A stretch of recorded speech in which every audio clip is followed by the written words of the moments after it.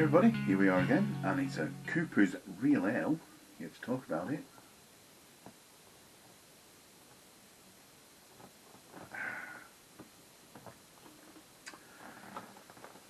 As usual, it's a kit and kilo. Here's most of the label. Hellfire. It's got this rippy off inside bit, which is good for just taking the instructions off, but if you want to show the label, yeah, so there's the label with the rippy off bit.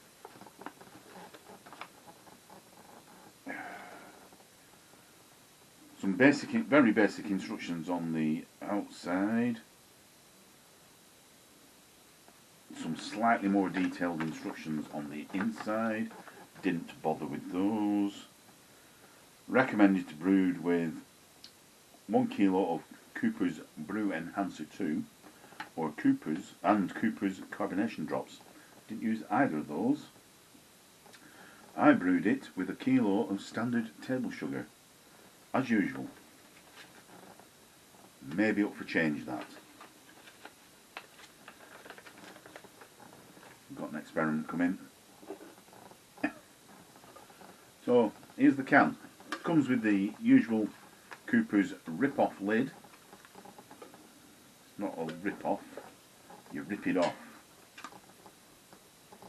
It's quite a good idea. It makes it easy to get the lid off the can, but it destroys the lid. And there was holes in it anyway, so you can't reuse the lid. One gimmick down. Came with a packet of usual just Cooper's brewing yeast, 7 grams. Didn't use that. I reused my SO4 yeast as usual. Straight into the facts and figures. If I can find it, there it is. Starting gravity was 1.046 at 16 degrees C. Finishing gravity, higher than usual, 1.018 at 18 degrees C, giving an approximate ABV of 3.8%. 2 degrees difference. It's getting into the figure of faffing, can't be bothered.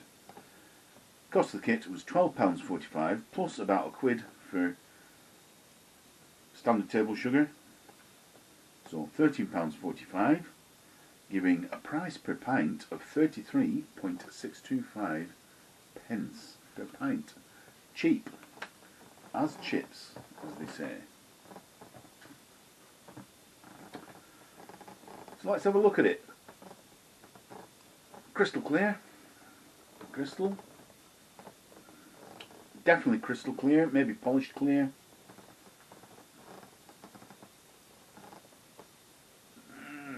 There's a slight, very slight haze to my fingers, so maybe not polished clear. Certainly crystal clear. An amber colour. You can get a head. It doesn't. It certainly keeps a cap. Does produce some lacing on the glass. It doesn't keep a big head, but certainly more than a ring. Flash you with the torch. How do I normally hold the glass there? By the top, don't I? Yeah, so I can go. Yeah, that's bright.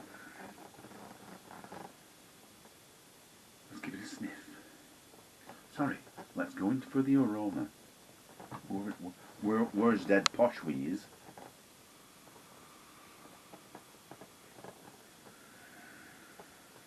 Vaguely beery.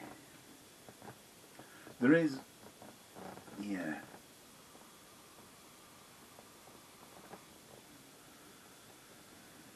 A hint of spiciness on the nose. A hint, not much.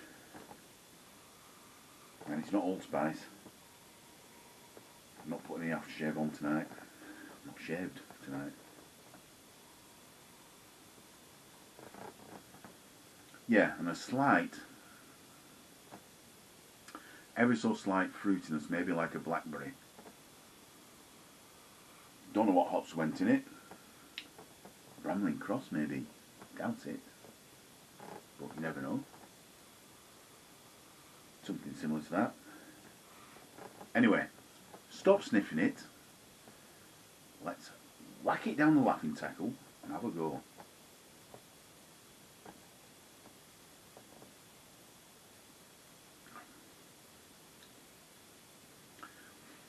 Despite finishing at 1018, not really getting any sweetness on that.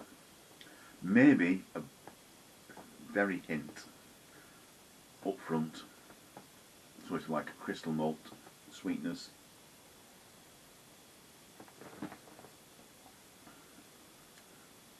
But not really, no. No, just about there. A little bit of a hint of sweetness, but only a hint. Mostly it's quite a reasonably pleasant bitterness going on. Malt wise, not really getting anything either.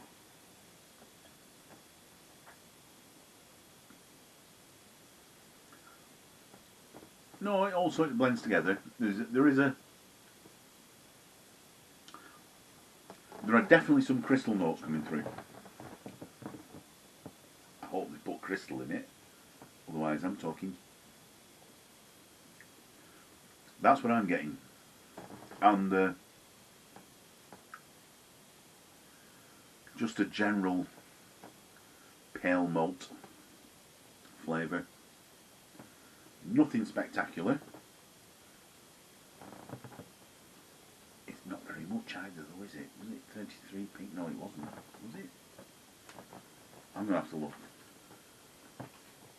Well, I have to open the book first. I have to take the glasses off because I can't see that close up. Yeah, 33. 33.5p per pint.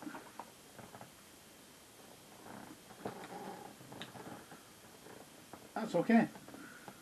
Nothing, it's not spectacular. Mouthfeel is only, I'd say low to medium.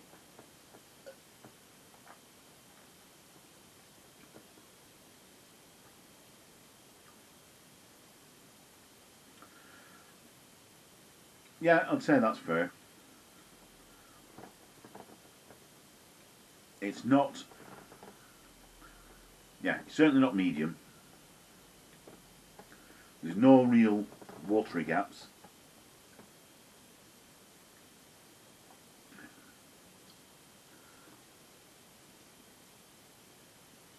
And no massive flavour punches. But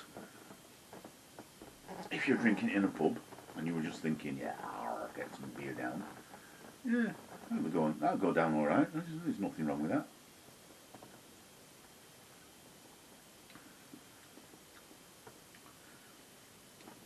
It has got this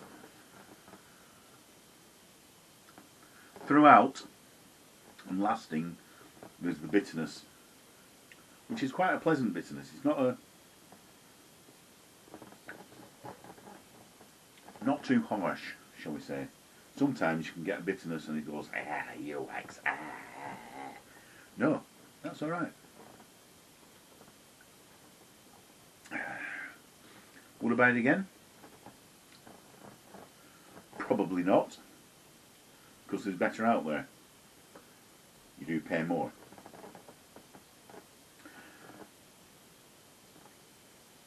I have been asked, would I pimp it? Or similar. No, not anymore, I can't be bothered. I'd just buy something a little bit more expensive and they've done the job for you. If you buy an all malt kit, might be about twice the price. So 60p a pint. Woo! But it just all goes in. It's not a faff. Whereas if you're going to start pimping it, the cheapest way is probably a brew enhancer, which has brewing sugar and dry malt extract, or mix it yourself. Either way, it's still a bit of a faff because it doesn't like dissolving all that well. Brew enhancer dissolves better than dry malt extract. I always find dry malt extract is an absolute pain. You've got to mix it into a... It's like making a Horlicks. You've got to add a little bit of water and just make it into a paste, and add a little bit more and make it into a thinner paste, then add too much and you've got lumps. No, I'll just buy a kit that's done it for me. Right. Stop waffling now. Not a bad beer. Okay. Probably about...